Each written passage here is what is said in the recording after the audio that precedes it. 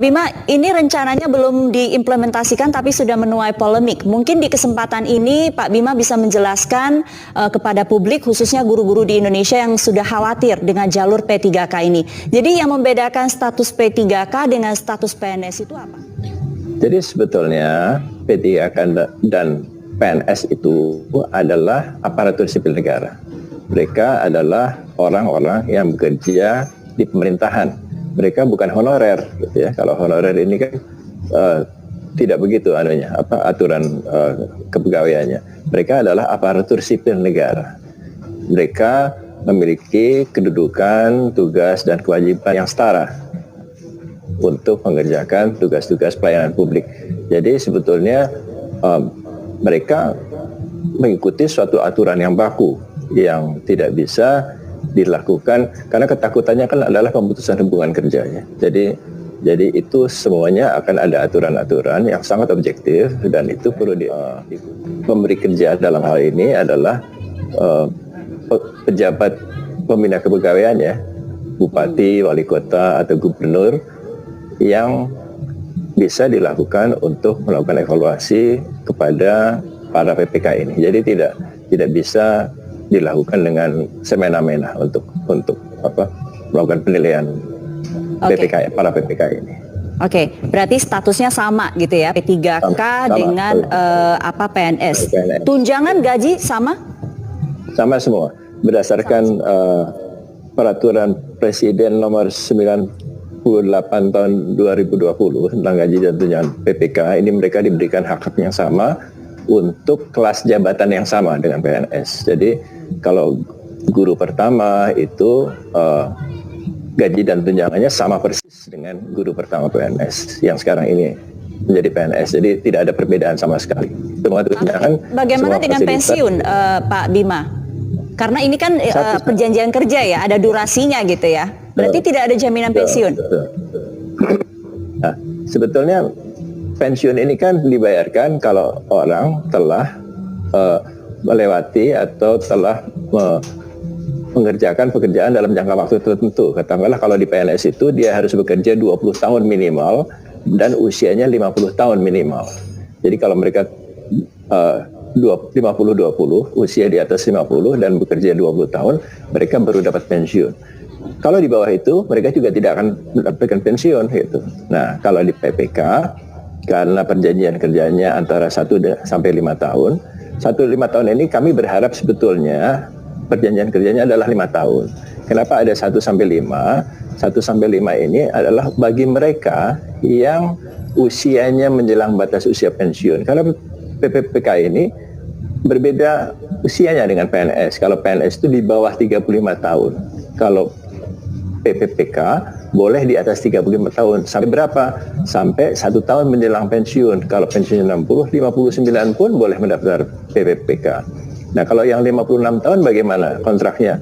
Dia hanya memiliki masa kerja 4 tahun, jadi kontraknya tinggal 4 tahun itu. Nah inilah kenapa kontraknya 1 sampai 5 tahun. Oke, jadi artinya durasinya dari 1 hingga 5 tahun. Tapi setelah itu apa yang terjadi? Bagaimana dengan nasib mereka yang statusnya P3K ini? Jadi setiap tahun tentu harus dilakukan evaluasi kinerja. PNS pun begitu. PNS pun dilakukan evaluasi kerja tahunan. Nah mereka dilakukan evaluasi oleh pejabat pembina kepegawaiannya di daerah. Kalau di daerah mungkin bisa didelegasikan kepala dinasnya misalnya. Nah acuan untuk mengevaluasi ini nanti akan dikeluarkan oleh Kementerian Pan-RB dan Kementerian Pendidikan dan Kebudayaan. Jadi itu ada acuan baku. Kalau mereka bisa mengerjakan pekerjaan-pekerjaan dengan kinerja yang tinggi atau mencapai target-target yang diberikan, saya rasa tidak perlu ada ketakutan bahwa mereka akan diberhentikan. Mereka toh telah mencapai target kinerjanya. Jadi misalnya habis masa kontraknya, mereka bisa diperpanjang untuk masa kontrak berikutnya sampai batas usia pensiun. Jadi tidak ada pemikiran bahwa kalau mereka bagus mereka akan diberhentikan secara semena-mena, tidak begitu. Akan tetapi kalau mereka kemudian tidak melakukan kinerja dengan baik, boleh kan misalnya kepala dinasnya atau pejabat pembina kepegawaiannya kemudian memberhentikan karena memang tidak berkinerja dengan baik. Di PNS pun begitu. Jadi Jadi saya kira ini sepadan lah. Kalau mereka bekerja, mereka bisa terus. Kalau tidak ya. Baik, Ya, Pak Bima, jadi artinya P3K ini jadi satu-satunya jalur penerimaan bagi guru di 2021 ini, atau masih ada kesempatan yang terbuka untuk bisa melalui jalur CPNS? Jadi untuk tahun 2021 ini konsentrasi untuk guru adalah 1 juta orang PPPK. Nah, 1 juta orang ini jumlah yang besar sekali. Rekor kami di BKN dalam rekrutmen itu 200.000 setahun. Ini 1 juta, 5 kali lipat dari yang biasa kami lakukan. Dan saya kira ini bukan cuma rekor Indonesia, ini rekor dunia. Tidak pernah ada penerimaan 1 juta guru di dunia ini. Dan itu membutuhkan waktu. Jadi saya kira konsentrasi untuk tahun 2021 ini adalah pegawai pemerintah dengan perjanjian kerja. Apakah akan ada CPNS? Ini nanti harus dihitung formasi-formasi yang pensiun berapa, dan apakah formasi-formasi itu memang diperuntukkan untuk CPNS. Karena tetap dibutuhkan guru yang berstatus CPNS untuk mengerjakan pekerjaan-pekerjaan manual di sekolahan. Kepala sekolah itu statusnya ada guru, tapi mereka harus PNS. Pengawas sekolah itu adalah statusnya guru, tapi mereka harus PNS. Jadi tidak semua guru itu nanti akan statusnya PPPK. Namun demikian, yang PNS ini jumlahnya tidak banyak, dia terbatas.